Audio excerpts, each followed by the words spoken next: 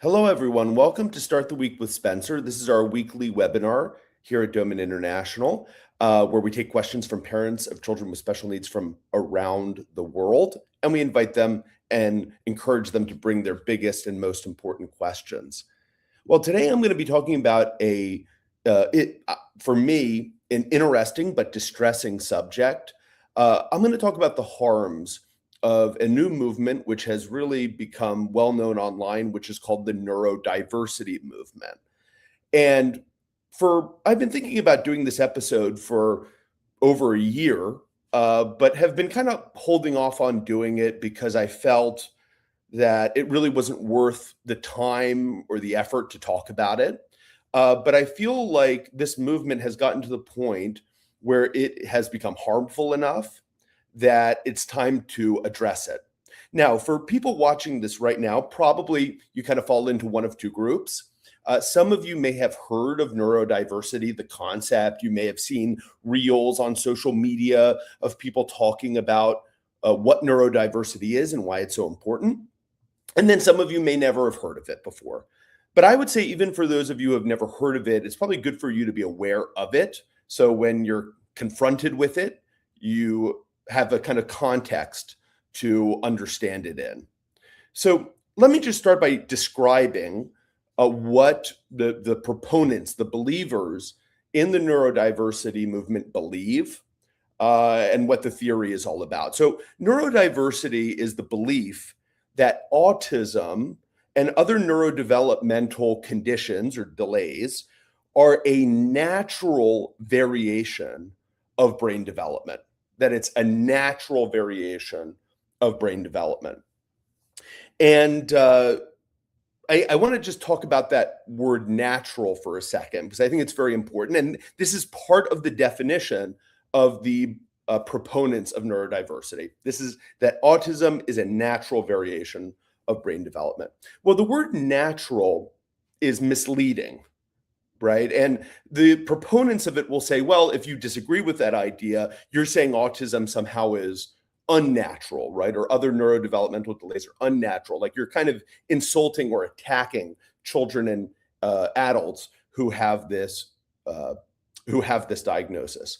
Now, I want to say that many people who believe in neurodiversity have a very good intention. I'm not attacking anyone's intentions, the people who talk about neurodiversity. In fact, I think most of them come to this belief because they have good intentions. I think they want to promote acceptance of people with special needs and inclusivity. They say we need to accept these children. Children need to go to school, be in inclusive classrooms with other children. We shouldn't insult children based on their diagnoses or the symptoms of their neurodevelopmental conditions.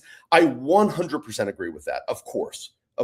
As someone who grew up with a sibling who had dyslexia and brain injury, I personally am a big believer. My sister, until the age of 9 or 10, had severe learning difficulties, and I watched personally the great distress that it created in her as she was growing up. As someone who grew up with my best friend from childhood has an autism diagnosis, right? I saw the challenges he faced growing up. So, and as someone, of course, who comes from a family for 3 generations, has worked with children with these kinds of diagnoses, I'm passionate about helping these children live full, happy lives where they reach their fullest potential, right? So I'm not attacking, of course, anyone with a diagnosis or the people who even believe in neurodiversity. Again, I think they have a good intention. They want these children to be included in society, and I agree with that. So we can agree on that. The problem is that because they believe that autism and other neurodevelopmental issues are a natural variation of brain development, they claim that no treatment is needed, right? That essentially children, even if they have no language, right? They're not able to speak. Even if they have enormous learning problems that stop them from reading or doing math or writing, even if they're unable to socialize with others or succeed in school, live independently, they claim that that is not just something natural, but something positive. And I'm going to be making the argument that it is not something positive, and that it's actually deeply harmful. And I think for most parents of children with these diagnoses, they understand this immediately, right? They see the harms that that brain injury or any kind of effect of the brain or the central nervous system has on a child. The brain is the command center of the body, and when its development is affected, we can't do all the things we want to do. And so I think most families immediately understand that this is not something positive, that it's deeply harmful. And yet, there are still many people online, and many of them are parents, even on social media, claiming that autism and other neurodevelopmental diagnoses and disabilities are a positive thing. And, it's pretty remarkable because over the last 60 years, my grandparents and then my parents and now I have worked with these children and families. I've never once met a child who, after successful treatment, started talking or was able to go to school and succeed in school and get a university degree, right? I've never seen any of those children later on say, oh, no one should have ever provided me treatment to help me talk or succeed in school, right? Or help me with social development. I've never seen anyone ever claim that. In fact, I think if I mentioned that to most children that grew up on the Doman Method and succeeded, they would kind of laugh at that idea. They'd say, that's ridiculous. Like, of course, I'm happy I can read and socialize with others and live independently. Why wouldn't I want those things? And yet there are many people online who are claiming that somehow trying to help these children is doing them harm, right? Because again, it goes back to that claim of autism being a natural variation. So let's talk a little bit about that word natural. So first of all, I think that this belief completely ignores the many obvious factors that have been connected with autism diagnoses and other neurodevelopmental disabilities, right? There are many factors that can lead, right, to these diagnoses, or at least correlated with them, right? If a baby is born prematurely, right, they're more likely to get a diagnosis. If they have a difficult delivery where they suffer from hypoxia, where not enough oxygen delivery gets to the brain, far more likely to get diagnosed with autism or another developmental disability, right? If heaven forbid, parent or a pregnant mother drinks alcohol during pregnancy, right? More likely to have these diagnoses. So there are all kinds of environmental factors that can lead to these neurological issues taking place and creating harm. And this is kind of completely disregarded by this movement. What people in the neurodiversity movement would say, yeah, but there are genetic variations that lead to autism and other neurological disabilities, right?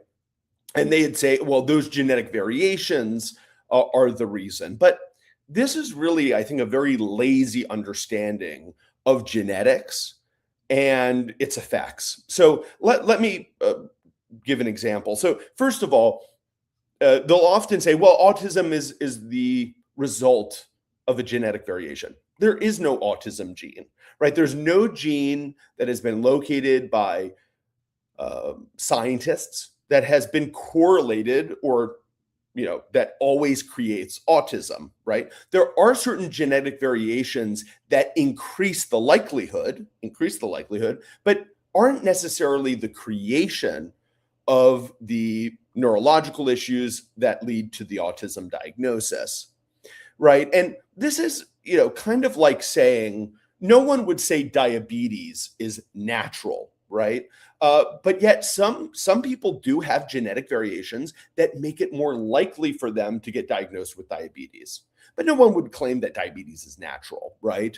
No one would claim that it's a positive thing. And yet it happens all the time when it comes to children with special needs, saying that the neurological disabilities that they have are somehow natural or positive. In another example of this, again, I'm using kind of extreme examples so you can understand it. is that every human living, for example, has cancer cells in their body. Right now, you and I have some cancer cells living in our body. It's a fact of human life. Uh, Now, if cancer cells proliferate, right, if they become too big in number, and they lead to masses, right, and we receive a cancer diagnosis that is life-threatening, now the cancer has grown to the point where it is now detrimental to us. It's dangerous to us, right? Now, every single human has cancer cells. No one claims that cancer is natural, right? No one, even though it does appear in nature, right? We wouldn't say that because we all understand that when cancer reaches a certain point in our bodies, it's dangerous. It's not a good thing, right? And yet, this happens with children with special needs all the time, where people that believe in the neurodiversity theory will say, no, no, no, no, this child, even with a severe or profound diagnosis of autism, this is natural. And not just natural, it's something positive. And anyone, parents, professionals who try to treat this child and help them speak or succeed in school and life or become independent, that is somehow offensive. That is harmful to the child because it makes them feel bad about themselves. That's what they often say, right? That those of us who are working to help these children are somehow harming them because it makes them feel bad about themselves. And of course, that isn't the motivations of anyone who are trying to help children with special needs. In fact, just the opposite. We want them to reach their fullest potential in life and live long, happy lives. So the symptoms, when they say that something is natural, when you look at the symptoms of children with neurological disabilities and autism diagnoses, for example, they're absolutely devastating. Absolutely devastating. Imagine if I came to you and I said, great news. I'm going to remove your ability to speak and give you painful hypersensitivities. So sounds are painful to you and touch is painful and lights are painful and the environment around you is going to be distressing and you're not going to be able to pay attention in a classroom and you won't be able to have a job. And you said, no, no, no, Spencer, I don't want any of those things. That sounds horrible. And imagine if I said to you, oh, that's offensive. What, you're saying it's bad to not be able to speak? Wow, you're really judgmental. That the whole idea is ridiculous, right? It's almost laughable. And yet this is what we're told all the time, that somehow it's a positive thing that children can't talk or interact with others or, live independently. And that it's something that shouldn't even really need to be said, in my opinion, that these developmental disabilities are really, really bad and create a huge amount of harm on children and families.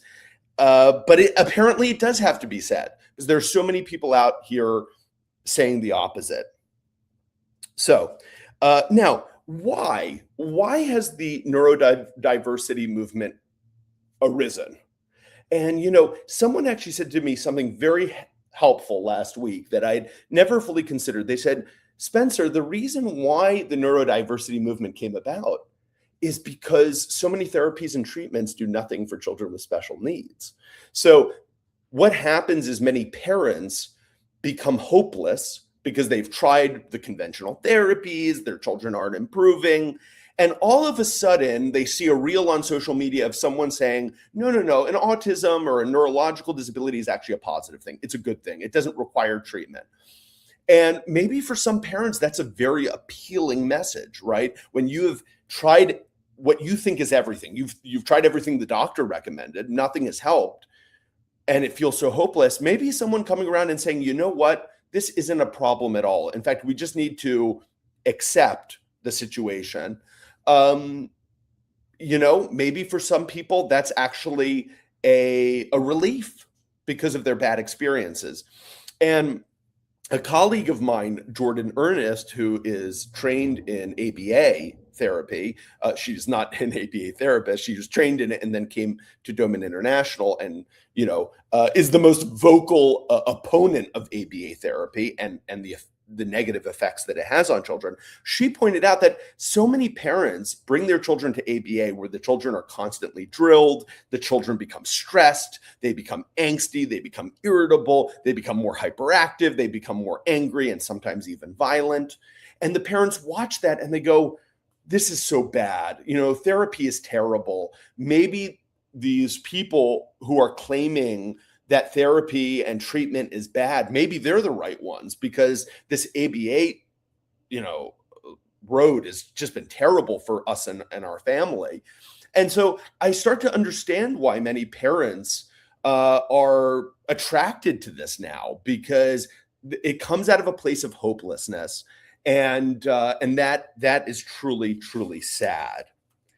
And what's really negative is many of the people who claim that neurodiversity is like the pathway to enlightenment really play on the guilt of parents. And this is one of the things that I think is deeply harmful, because they don't just say, hey, everyone, our opinion is that you shouldn't try to treat children with autism, right? No. They go way beyond that. They say anyone who tries to treat children with autism are harming the child and are going to affect the child's, ability to be happy in life, right? That we're damaging the child's self-worth.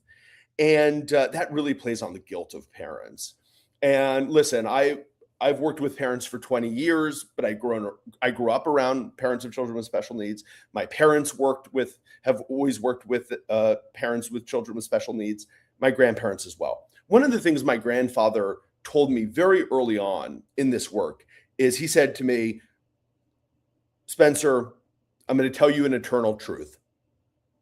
I haven't met a parent, and especially I haven't met a mother who doesn't feel guilty in one way or another, right? Even the most courageous, persevering parents, and especially moms, feel guilty. It's just a fact of being a parent, right? It's just part of being a parent, right? It's not even something that we should fight or pretend isn't there. It's just a part of being a parent. And every parent that I work with tells me this. So when you tell a parent that they are harming their child, that is going to have a deep resonance with the parent. It's going to scare them. And for anyone who works with parents, you should be aware of that. You should be very careful to never try to play on the guilt of a parent, because you understand that they are already suffering, and by increasing that guilt in any way can be deeply emotionally harmful for that person. And by the way, I also want to say it's not motivating either, right? It rarely motivates parents to do the right thing. It just kind of crushes them and puts them in a very negative place. So when you have a host of people telling parents of children with special needs, by trying to help their kids learn to talk or walk or do whatever they're trying to help their child with, that they're actually harming the kid, it puts the parents in a very negative place, and it crushes many of their hope. And it also does something which is called, it puts the parent in a state of maybe, right? In a state of maybe, meaning they're not really sure if they're doing the right thing. It's kind of like, imagine for a second if you're trying to make a choice, right, in life, and you say, you know what, I have two choices to make, but I'm gonna go this road, right? And I think this is the right road. And all of a sudden, I kind of drop in and I say, hey, I just want to let you know, if you go down that road, it's really going to hurt you. And I walk off. Now I've just put you in a state of maybe, but I haven't helped you at all. Right? I didn't really tell you exactly about why that road is harmful or why the other road is better. Right now, I've just put you in an even worse place than you were before. And I feel that's what the neurodiversity movement is doing to parents. It's putting them in a state of maybe, where a parent's instincts from the very beginning are, I need to help my child, right? When a child is born, the first thing every parent does, no one ever teaches a parent to do this, they just do it out of pure human parent nature. The first thing a parent does is they count the fingers and toes on the child to make sure they've got 10 fingers and 10 toes. Parents want to know immediately. If there's something wrong with a baby, they want to know what it is immediately so they can take action, right? This whole idea that parents want to like keep their heads in the sand and they don't want to confront problems in their children is just absolute nonsense, okay? Parents want to know if there's something wrong with their children. So when you have other people coming around and telling parents that their instinctual response as a parent, which is to do everything they can to help their child, and they say to that parent, no, by you trying to help your kid, you're actually doing them grievous harm, it puts them in a state of maybe, which is bad for both parent and child alike. There's one last thing I want to say about neurodiversity, and then I'll go to questions. And it's one of the reasons why the movement is probably more powerful than it should be, right? Because in my opinion, the ideas promoted are so ridiculous and harmful, it probably shouldn't get any traction. But one of the reasons why it's gained traction is because there are actually adults online who say they have autism or other neurological disabilities who claim that this is the right path to go on, right? They'll say, I was diagnosed with autism or dyslexia or learning problems, and that actually therapy is deeply harmful. And they tell parents, don't go down this road, right? And the thing is, first of all, some of these people might be even self-diagnosed. We don't even know if they really have a diagnosis. So they might be self-diagnosed. There are many people who self-diagnose themselves these days. But the other thing is, many of them tend to have very mild symptoms. They tend to have, maybe they have, some mild learning challenges, or, maybe they have issues with attention, right? They might have an ADD or ADHD diagnosis. And they kind of claim a mantle where they can tell all parents what they recommend they do from this. They'll kind of say something like, I was diagnosed with autism. I did these ABA therapy. It was very upsetting. It was terrible. And anyone who tries to do treatment with children with autism are harming the children. Now, I want to point out that it kind of goes back to what I said before. Some of them had bad experiences with therapies that went nowhere or were even, very stressful, and so I understand where they're coming from that side. But the other thing is, most of these people have very mild symptoms. Many of them have jobs. They live independently. They might be married. They might even have kids themselves. And they're kind of claiming to speak for everyone in a group.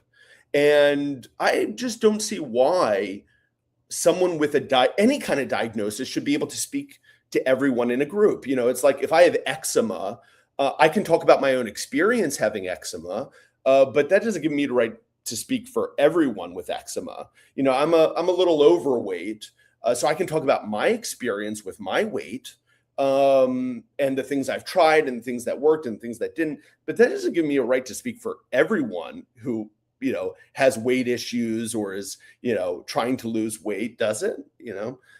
So I don't really understand why people can claim they have a diagnosis or they have some kind of attribute, and that gives them the right to speak for everyone who has that same thing. And the truth is, when you are dealing with mild symptoms of autism, okay, maybe you had some speech challenges or you've had some attention issues. Of course, your experience is valid. I'm very interested in what those people have to say. I've learned things from these people telling me what their experiences are like. But when you compare that to a child who's completely unable to speak, who can't, connect with others, who is not able to even sit still, let alone focus in a classroom or hold down a job or live independently, who are you to talk for those people? It's almost like the audacity for you to think that you can somehow be a spokesperson and claim to know what everyone else thinks and believes. It's, in my opinion, kind of offensive to think that other people don't have their own experiences. And like I've said, I've never seen that. We've had hundreds and hundreds of children during my time at Doman International graduate from our program, who went on to university, who went, they got married, they lived independent lives. Not a single one ever told me, you and my parents should never have done those things that helped me learn to speak, or learn to read or learn. No one's ever told me that. In fact, just the opposite. They usually talk about how grateful they are that their parents took action and did everything they could. So yeah, so again, let me just wrap up this topic, and then I'm going to go to questions. Of course, if any of you want to ask me questions about neurodiversity, I'm happy to answer them. But one of the reasons why I haven't talked about this in the past, besides just thinking the whole concept behind it is asinine and ridiculous, is that I don't like to spend time talking about things that don't work. I don't like to spend parents' time talking about things that are wastes of time. I've tried many things with children with special needs over the last 2 decades that were wastes of time. I tried them. I said, oh, I got this great idea. Let me try this new treatment and we'll try it. No, nothing happens, no results. I don't tell parents about all those failures. The reasons why I don't tell them about failure, not because I'm embarrassed. It was always with a good intention. I just don't talk about the failures because it's not worth your time to hear about the failures. Let's talk about all the things that worked. So I don't like to talk about the neurodiversity movement because, frankly, the ideas in it are a waste of time. The problem is some parents are convinced by these ideas, and it leads to harm because they don't take action with their children when they need to. And so that's one reason why I wanted to bring it up. And also because there are a lot of parents out there who are taking action, who watch this kind of content, and it really affects them on an emotional level, and they don't deserve that. So that's why I wanted to talk a bit about this. So now I'm going to open this up to questions, but I'm happy to answer questions on any topic. And we actually had some pre-submitted questions not having to do with neurodiversity, so I'll start with those. Yeah, all of you who are watching right now can join in and ask your questions when you'd like. All right, let me get to these questions. So the first question I received is from Sarah, and Sarah asked, okay, so she's asking about the Doman reading program. She says, on a Doman book, a homemade book, if the words or a sentence is broken up on pages, for example, if on one page it says, the boy goes to and on the next page it says park. So the sentence is broken up on the 2 pages. Would that make it harder for students to read with fluency and understanding the meaning overall? Sarah, generally it's not a problem. It's not a problem. When I begin with Doman books with a young child, I like to try to put one sentence on a page just because it's kind of a cleaner way of presenting text, right? So I would put on one sentence, I love pizza, and I'd put that on a page. But especially as children get older and as sentences become longer and longer, it's perfectly fine for sentences to run on from one page to the next. It's not something I'd want you focusing a lot of time or concern on. Good question. Siddhartha is asking a question that he says, I'm learning more about the program as my wife and I are expecting a baby boy at the end of March 2026. So Siddhartha's interested in our stimulation programs for babies. So Siddhartha, first of all, you're in the right place. I definitely recommend you check out domanlearning.com and especially the new baby course that we have there. We have a course that I teach along with my parents, Douglas and Rosalind, about what is the best stimulation to do in the first 6 months of life with a baby after it's born. I recommend it for any expecting parent or a parent of a young baby.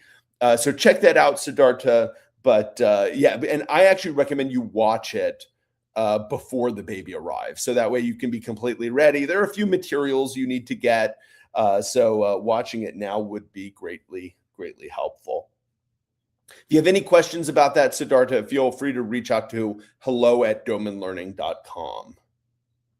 All right, next question came from Jessica. These are all pre-submitted questions that came in before the session. Jessica is asking, how do we start?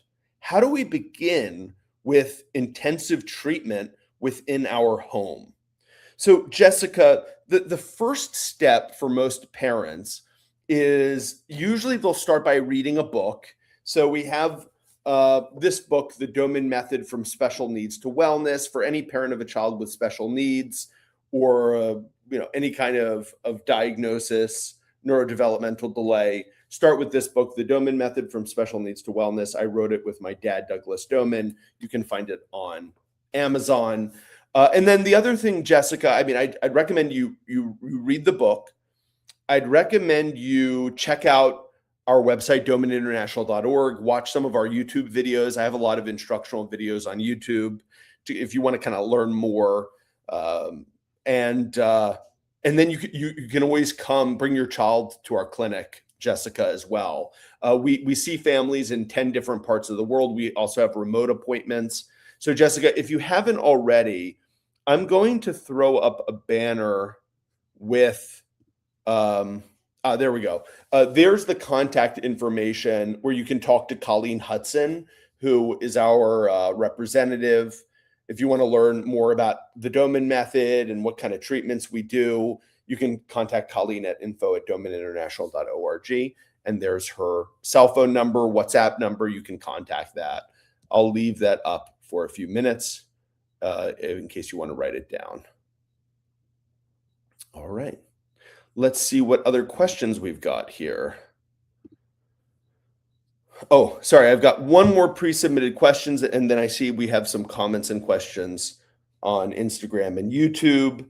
So Bethany is asking, we want to learn where our daughter is mentally. She is 20 months old. She spent 16 months in the hospital. A lot of the time she was sedated and very sick. We're just sedated. She's far from normal, and we want to learn where we should start. Well, first of all, Bethany, I'm really, really sorry to hear it. I can't imagine what those 16 months were like in the hospital, although I'm glad that your daughter is home. So, Bethany, I mean, my first recommendation, very similar to the parent before you, is just to start with the book. I mean, the great thing about this book is it goes all the way from a child with a severe brain injury who might be severely developmental delayed, all the way to children who might have only mild differences. So yeah, I'd recommend this book, The Doman Method from Special Needs to Wellness. It's available on Amazon. The other thing, and Bethany, also, I'd recommend you reach out to Colleen about coming for an appointment. One of the first things we do when a family comes to our clinic is we evaluate the child using something called the developmental profile. This is a developmental roadmap for children where we can compare children to their peers. So for example, your child is 20 months old. So what we can do is say, okay, where would other children be at 20 months of age in their development? Where would they be in their vision and their understanding and their mobility and their speech, right? On the profile, we're able to evaluate all that. So we can see where your daughter is at 20 months of age. We can see where her strengths are, where her challenges are, and then we can develop a customized treatment program to focus on those challenges. So actually, one of the first things we do when a family walks in through our clinic doors, or even if we do a remote appointment, is we do an online evaluation of the child so we can get a sense of where they are. Okay. Those were all the pre-submitted questions. I see we got some comments here while I was talking about neurodiversity. Sandra said, totally agree, especially when they said these kids are angels. Thank you, Sandra. Yeah, Ashley says you are spot on. There can be freedom in just accepting a situation. Yeah, exactly. And what I would say also, Ashley, is many people who promote neurodiversity what they say is we promote acceptance, right? And one of the things they'll say is they'll say you're accepting the situation by not taking action, essentially. And I think that I just greatly disagree with that. Like the idea that a child is having real, whether it's health or developmental challenges, and saying that by not doing anything, we're accepting it. I think, there's acceptance and then there's denial. And I think a lot of parents are being told to deny their intuition. Okay. Let's see. So I've got a question here. This is an interesting one. In all of your years of experience, have you noticed that success isn't straightforward, but rather a sort of cycle One day my baby grasps beautifully, and 3 days later, he releases my thumbs immediately. Absolutely. Yeah, absolutely. For a few reasons. So first of all, um, children are different from day to day. And that can deal. One of the reasons is they're very just physiologically sensitive. If they don't sleep well, they're fighting an illness. Um, they can be off on specific days, and then also their motivation changes from day to day. Every parent knows some days your child wakes up and they're just happy and cooperative, and sometimes they wake up and they just decide they're gonna resist everything. It's kind of the nature of kids. Yeah, what you said is absolutely uh, is kind of a fact of life of any parent doing our program with their children.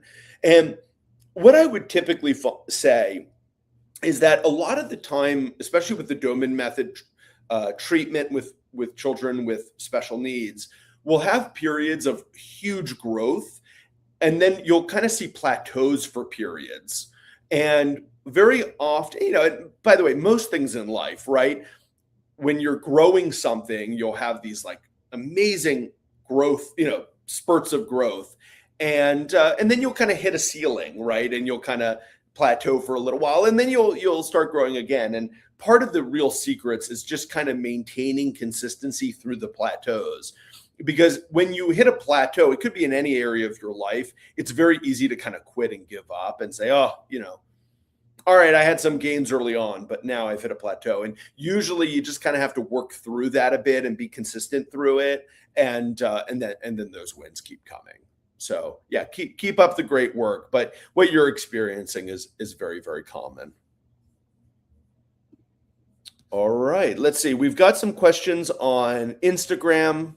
Ariana is saying, can you help level 1 high functioning autism, the ones who are mild? Absolutely. I mean, children with, mild, what would be kind of labeled as mild autism do absolutely great on our program. Ariana, I don't know how much you know about the Doman method, but we did write a book specifically about children with autism. So we have a book called Answering Autism, the Doman Method Plan for Autism, ADD, and Neurodevelopmental Delays. You can find this book on Amazon. I highly recommend it. And absolutely, I mean, autism is the most common diagnosis that we see. And we have many children with high level, what would be called high functioning autism. We don't use that terminology personally, but we have many children who join the program with that diagnosis and who go on to graduate from our program, meaning, when they leave the program, there are no longer symptoms of autism. I recently got contacted by a family who told me that their child, like your child, was diagnosed as, I don't remember if it was level 1, level 2 autism, but they brought the child back to the doctor. The doctor said, your child no longer has any symptoms. Your child no longer has autism. So now the doctor didn't say your child's been cured. It was just like, oh, well, maybe the prior diagnosis was a mistake. That's what they always say. But yeah, absolutely. Those children can and are helped by the program. All right. Rihanna Pearson says, my daughter's 5 months. My child is 5 months old, has been diagnosed with a rare gene that has autistic traits. What book would you recommend? We have a crawling track, and so far he is making progress. Woohoo! Good job. It's great you're starting so young. I mean, the earlier you start, the better. And one thing I will say, Rianne, is that with a child with any genetic mutation diagnosis, their symptoms can vary greatly, very greatly. Just to give you an idea, we have one child on our program. She's been diagnosed with something called Cohen syndrome, and she's part of a research study. And the parents were just told by one of the researchers, what are you doing with this child? Because all the other kids, their speech and mobility problems are just so much more severe than this girl. And it's like all the other kids are down here and she's up here. And now, of course, for that girl, it is the result of the treatment she's been getting with our program since she was born. But even for children who don't receive the Doman method, symptoms can vary greatly, right? Because some children, their brain development is affected much more than others, depending on the mutation. So, so I would recommend for a baby, even though you said that the genetic mutation has been correlated with an autism diagnosis, I would still recommend this one, the Doman method from special needs to wellness, because it has more information in it for babies and tiny children, right? Because many children, the autism book, because it focuses on children with that diagnosis, most children aren't getting that diagnosis until 2 years old or later. There's also a book, I just want to show it for a second. There's this book, which was written by my dad, Douglas, called From Immobility to Walking. It's all about how to bring a child with a developmental disability from immobility to walking. I highly, highly recommend it for you. And then for everyone, I didn't mean to, but I've left this information up about how to contact us. I'll leave it up for one more minute. You can contact my colleague, Colleen, with that email address or that phone number by texting it. All right. Next question we have is from Vidya. Vidya says, please talk about how children change over time, and maybe parents think the child has responded well to treatment and shuts down all the work done early.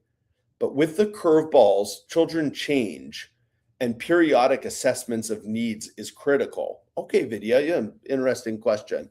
So let me talk a bit about how children change, and then also why treatment needs to change. So when children begin any kind of treatment, if the treatment treats the root cause, which is in the brain, which the Doman method is focused on, you will, in most cases, have great results, right? You'll start to see, because brain development is improving, the symptoms start to reduce, and the child starts to have all these great results. You start to notice changes in the child. And what will happen is the child makes such positive gains that now the child outgrows the treatment program that was given to them originally, right? So the child, I'll take an obvious example. The child was given speech activities to help the child learn to talk because the child was speechless. And now the child starts talking in words. Wow, huge change, right?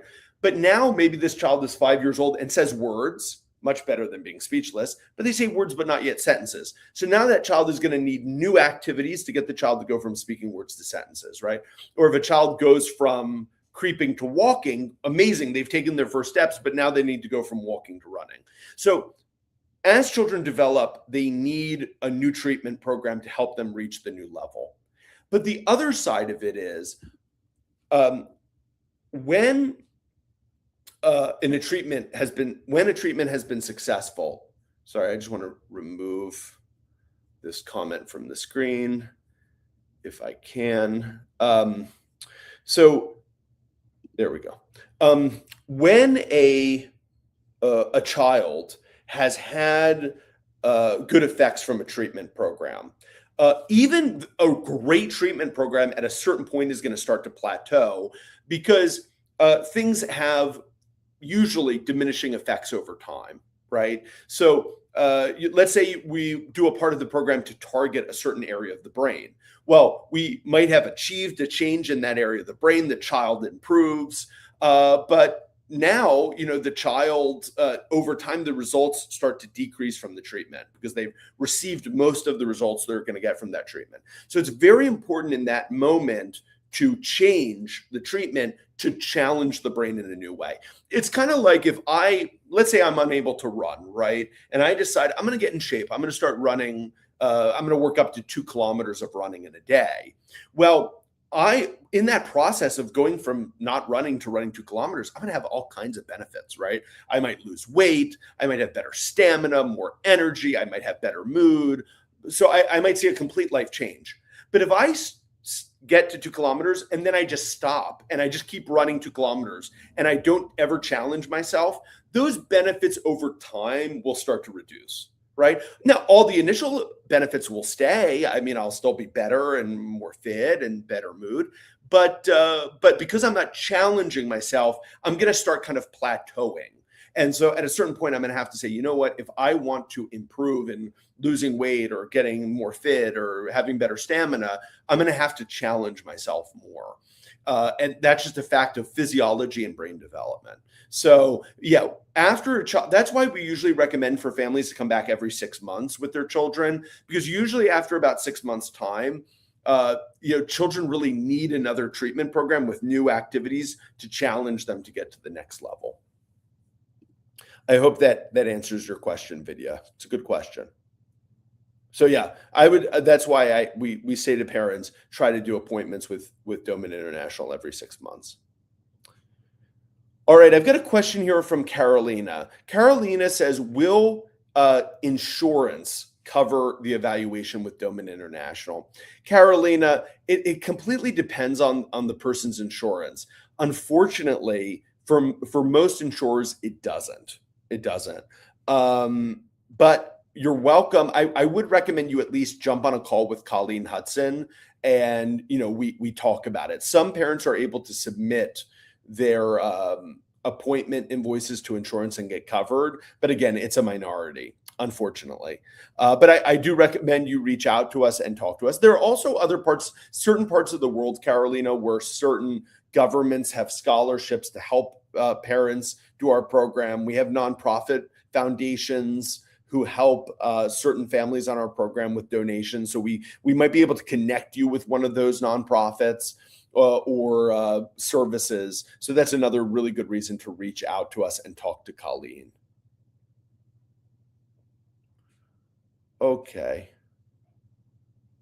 All right. I've got a comment here from Josipa, who says, hi, I just wanted to say that I've asked Hannah, a nonverbal autistic girl with seizures who just started the Doman program, who is talking on the phone, and she circled Spencer. She knew it was a Doman. So I'm guessing that you probably gave her choices and she circled my name knowing it was me. Amazing. A lot of innate intelligence.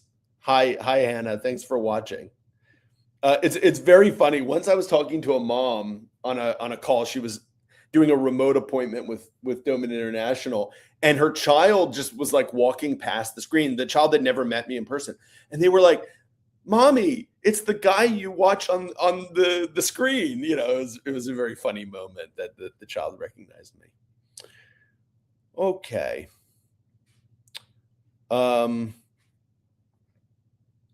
Ariana is saying, her child is a level 2 nonverbal, asking for a friend. Yeah, absolutely. Absolutely. The program can be helpful. All right, everyone, we're almost up on time. I'll give everyone another minute or two to join. Just a couple of quick things. If you joined late in the session, I do recommend you go back and watch the beginning where I talk about the neurodiversity movement, what it is, and my many concerns about it. You might find it interesting and helpful in the future. And also, if you ever want to reach out and learn more about what Doman International does for children with special needs, you can always reach out to us via email to info@domaninternational.org or text that number. And you can text that number on WhatsApp, so that way you don't have any charges. 814-232-8668 +1 is the US country code. All right, great, everyone. I think we are all out of time and questions. Everyone, thanks so much for joining. I'll be back here next week at the same time. We do the show at the same time every week, and I'm committed to doing that unless I'm traveling. Yeah, please keep joining. Everyone, thanks so much. Have a great rest of your week.